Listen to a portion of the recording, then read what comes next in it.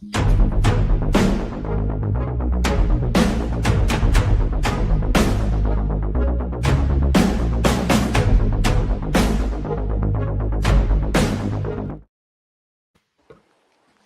hello, everybody.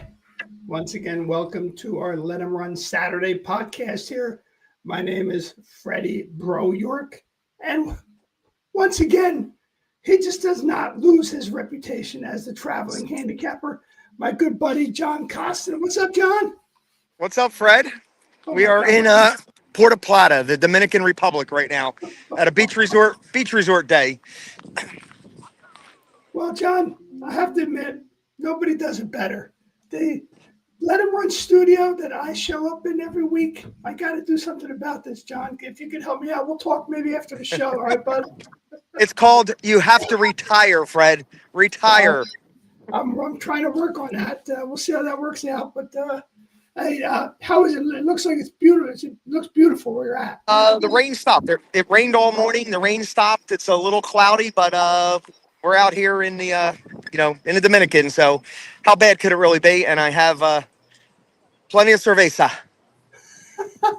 Muchas cervezas, absolutely. Make sure you know Donde está el baño. That's for sure. Donde está el baño. I find it quickly. Okay. Well, listen, hey, Rob, before we get into our breakdown here of the races, try to keep my voice in this kind of capacity rather than the it is getting better. It is getting way better. It's getting better. I try to keep it that way. I've been working on it. They give me some exercise to do. Sometimes they work a little better than others. Anyway, let 'em run here. Just scrolling across the bottom of the show, you can see we have our show schedule up. Want to keep everybody informed of our Monday, Wednesday Brisnet play of the day. Either myself and John will put a pickup there on Monday and Wednesday for some of the races that are run early in the week. Of course, we will have our happy hour on Friday at 12:30. I'm sorry, at 3 o'clock. Friday at 3 o'clock every Friday. And then Saturday today at 12:30. Our new wrap-up show will be tomorrow at 11 a.m. So we're trying to get our shows out there on a regular basis so you can check them out. We appreciate the support from our sponsors, the Vape Shop and Case's Pork Roll, both two good sponsors and good friends of John and myself. And in addition, Brisnet.com, who has been very helpful with us, giving us some information.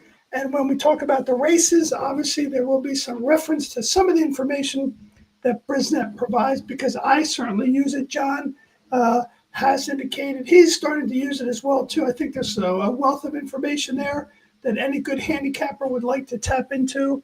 And I know John and I consider ourselves good handicappers. So some days we're a little better than others, like a lot of handicappers. But point is, we enjoy the game. Right, John? That's what it's all about. Just trying to put the opinion out there, help people with some information that they might not have had. And they just, use their own opinions with ours.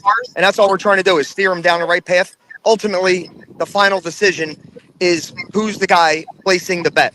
How you structure your tickets is the whole key to this game. So if you can ticket structure properly, that's what you got to do. So just providing information. I think there's no question about that. I know you often mention how you will listen to podcasts of other handicappers, and there's a lot of good ones out there. I think that's important. I don't like to use the word system. Like people will ask, what is your system? I don't have a system. I have a method. We use different information we get, whether it's from Brisnet or from some of the other handicappers out there, or just what we've learned in the time we've done our handicapping. But John, just before we get into the last two races, and I want you to spend some time talking about those two races and who your picks are, you're in the contest. My understanding is, I believe you told me that JK is going to be running on Monday. Is that correct? Yeah, first race Monday, a 15 claimer, going 2 turns, a mile. Hopefully the stretch out will be what she needs to settle herself in and then, make that run. But the first race was kind of disappointing that she was in contention and then just totally stopped running on her own. Yeah, not that she got tired. She just stopped running. So her mind wasn't on it. So let's hope this mile can settle her and let her finish up. Really have no idea what to expect, especially with all the training that has been missed because Parks has been closed how many days during this winter weather.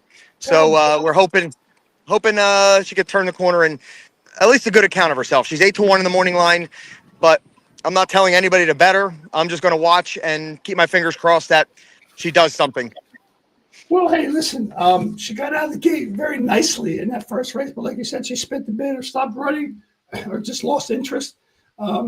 She came back healthy, which is good. Nothing was wrong, like you mentioned. So let's hope for the best, and I'll root for her. Probably from work. Might tell somebody to just take a minute, put another hot pack on the shoulder for a couple minutes while I go look at the race. It's the first race. What's that? 12:20, 12:40. What is that? I think it's 12:05. 12:05. Wow. Okay. You better check that. So right after lunch, your lunch break, you gotta finish up with her. I don't. My lunch break is at 1:00. So, like I said, ice pack. I must tell somebody ice pack soon. Look, your shoulder looks a little sore. Let's put an ice pack on. Okay. Let's talk now about the races. You got some big races going on here. I was watching some of the races from Saudi Arabia. Pretty interesting. I'll tell you what. I know this is a Captain Obvious statement, but man, Irad Ortiz is a tremendous jockey. He took down that 4-5 favorite with a 7-1 Reef Runner in that race, that dirt race that was, I think, race 5 or something like that. 7-1. Man, he just bided his time and then just beat the horse by maybe a head. Again, Captain Obvious statement, but what a jockey he is. Yeah, I saw that race, that replay. That was really impressive. And Reef Runner is one of my favorite come from behind horses. And out in California, he does it all the time, shows up. So I'm glad that he showed up on the big stage. And I know Imagination, who was that? Imagination, did he win? Yeah, Imagination came from last to first and won.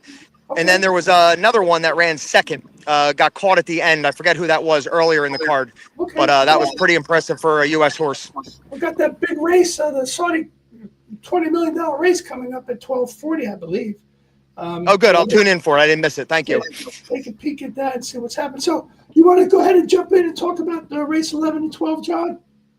Yeah, quickly. I really didn't do much research. I didn't have, much paperwork with me. So I had a free contest that I had to play in. So I did make some picks.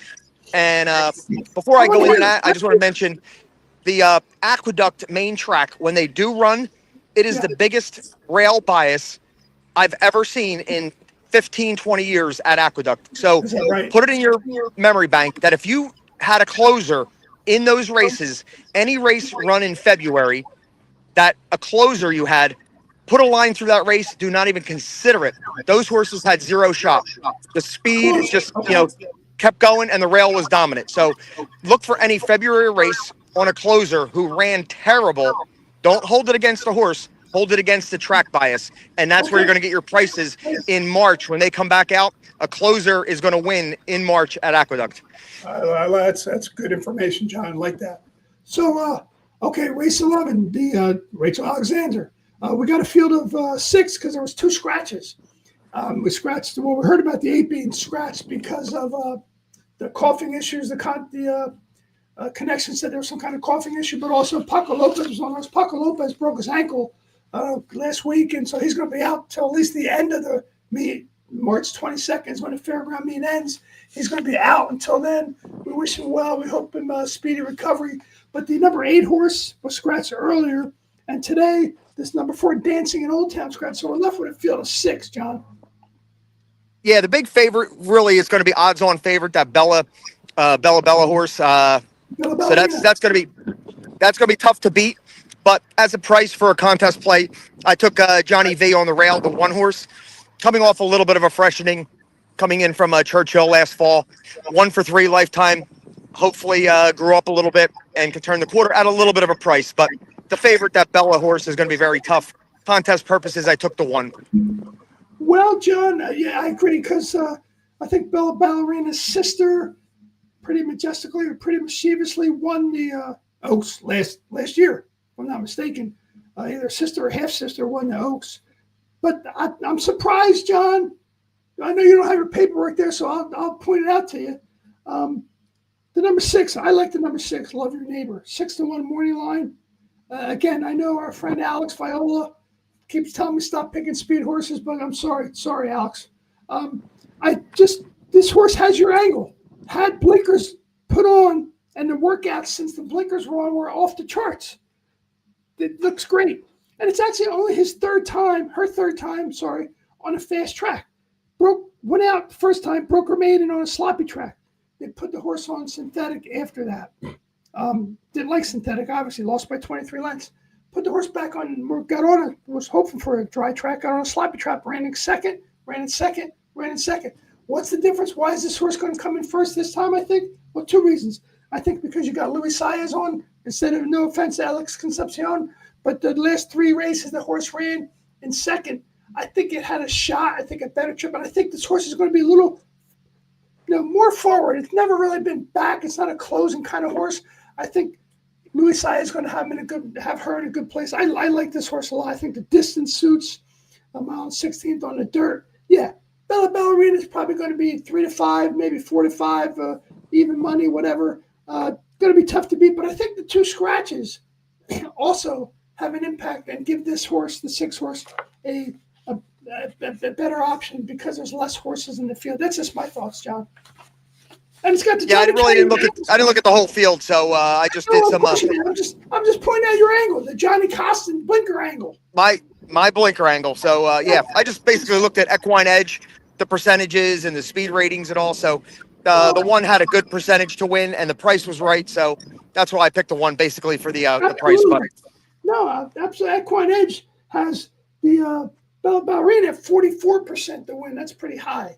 But anyway, okay, let's go to the next race, the Risen Star.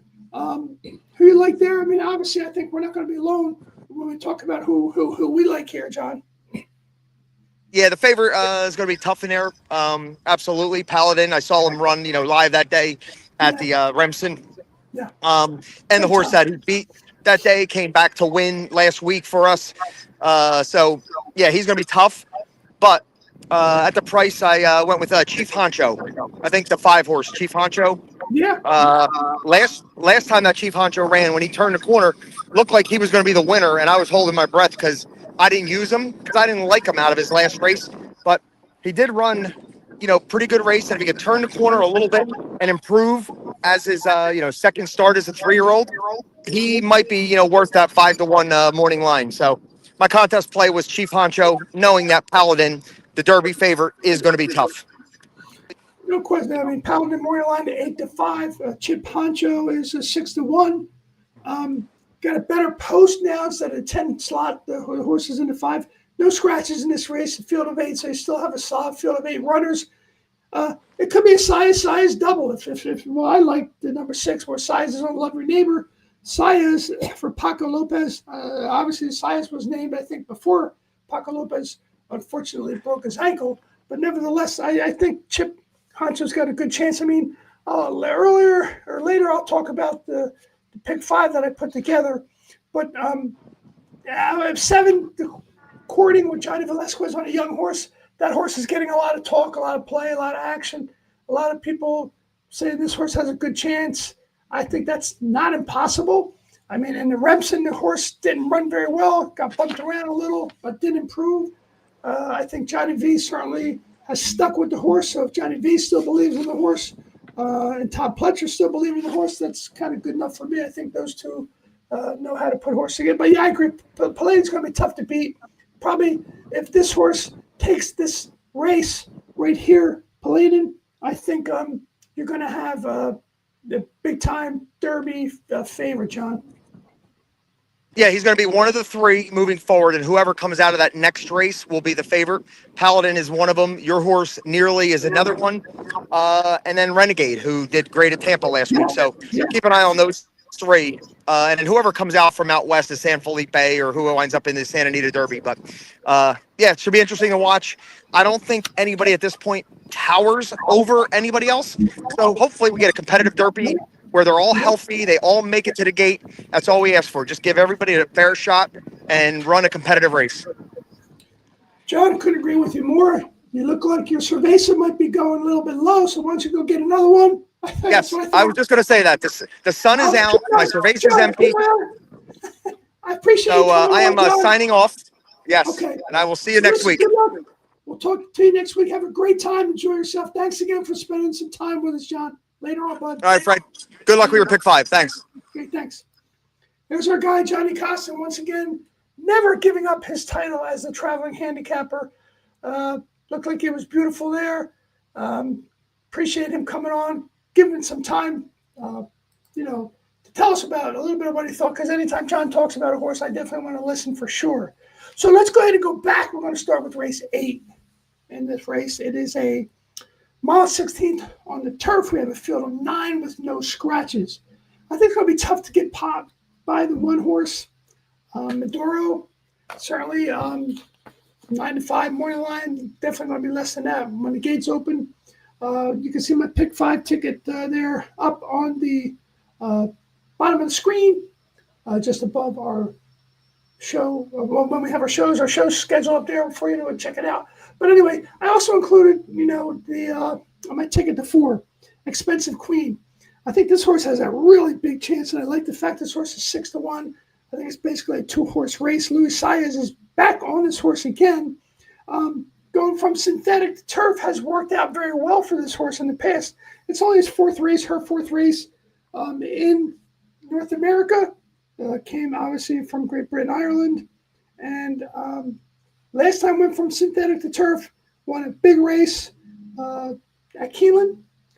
Went back to Santa Anita in the Gamely. Had a tough time there. But now, one last race on synthetic, and now going again to turf. I think that's a big angle. And once again, being on Lasix, it was also not on Lasix in the Gamely. I think that was not, you're not allowed to have Lasix in that race. But also popped the gate. They had to take her out, bring her around. So lost a lot of energy. So 1-4 in the first leg. Race 9 is the Mineshaft Stakes, a grade 3, mile 16 on the dirt, 250K. I went not real deep, a little deeper here. I went with the 246 Accelerize, Johnny Velasquez, Todd Pletcher. This horse, Brisnet provides a lot of information on horses, and this horse could be the speed of the speed. I see this horse has got probably the best pace figure in the field. Also has E8. Also has Johnny Velasquez on that horse. Johnny Velasquez, veteran jockey, Hall of Fame jockey, riding really well right now. Probably no better jockey in here. But I did include a couple other horses. I included the 4 Moonlight.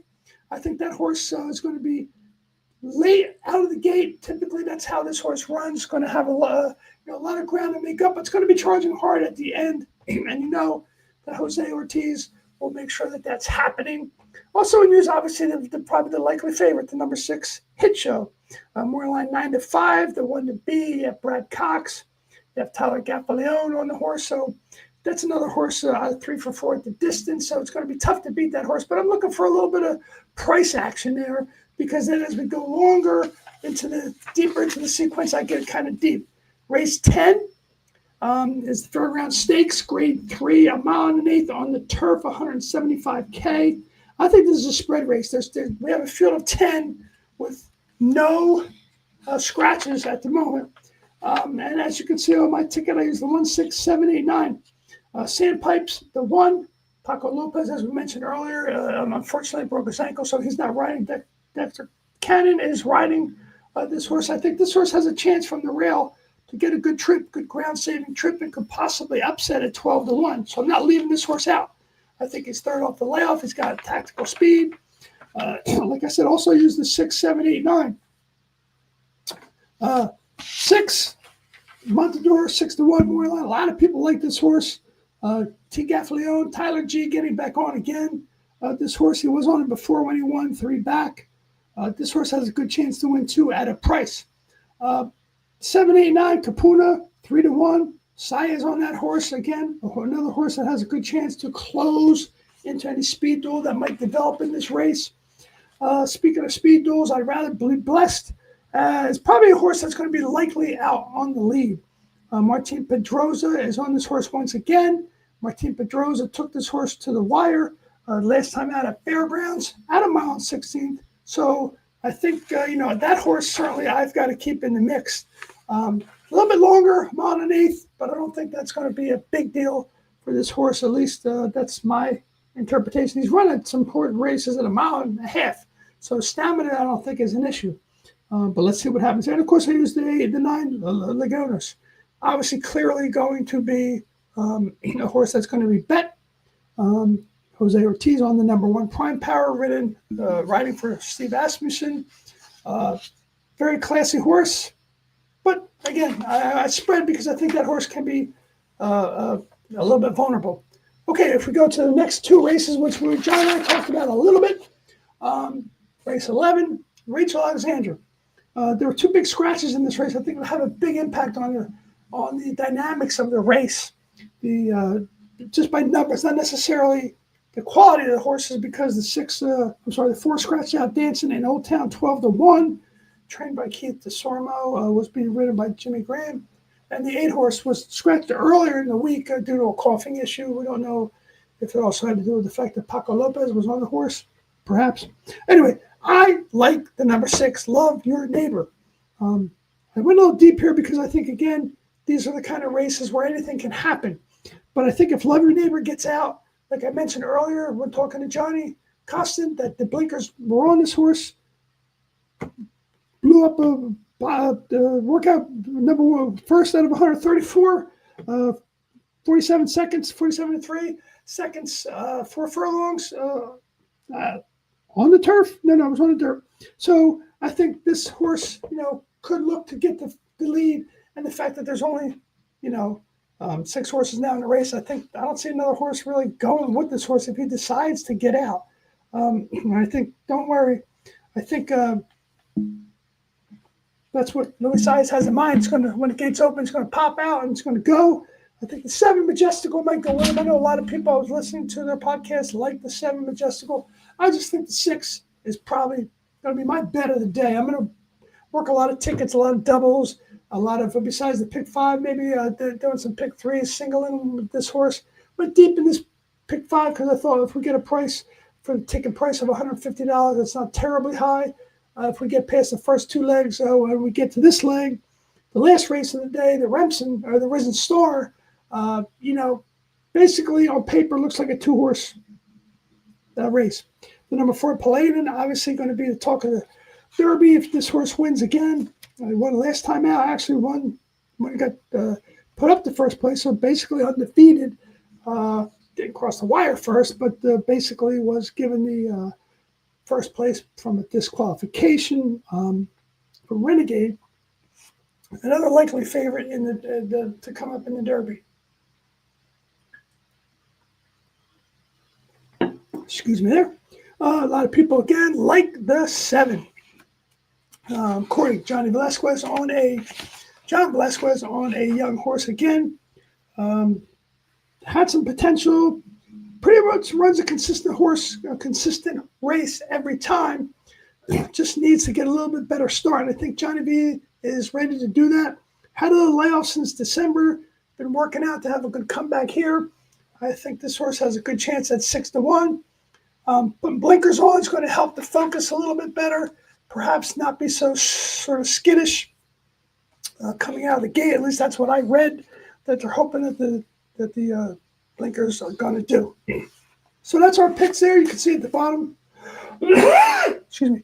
Our pick 5 ticket that we put together for you. $150 again. Like Johnny said earlier, use our information. Put your heads together with your buddies. Put a ticket together. See how it comes out.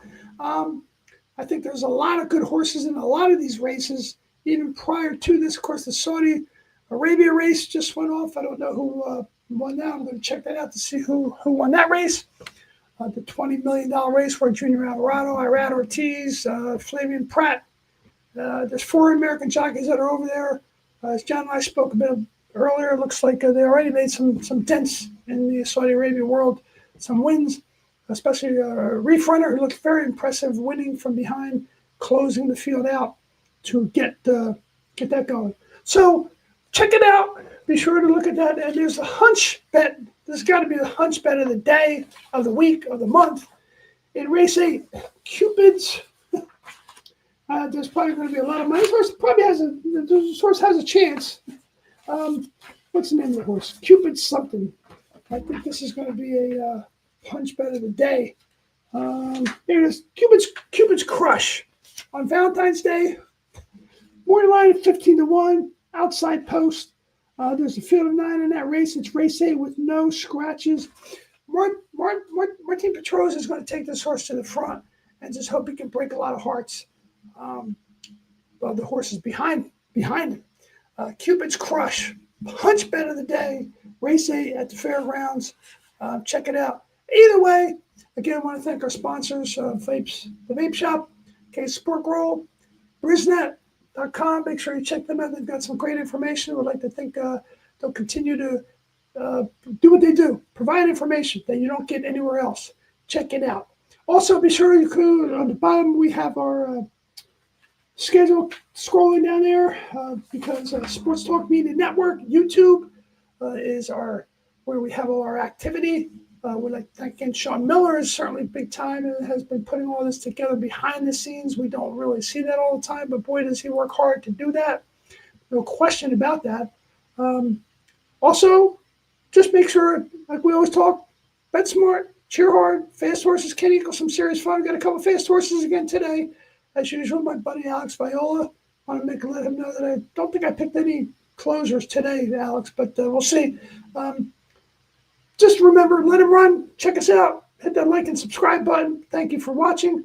We'll see you tomorrow on our wrap-up show so we can talk about how things went, both with us and with you. So good luck. Thanks for checking out, and always let him run.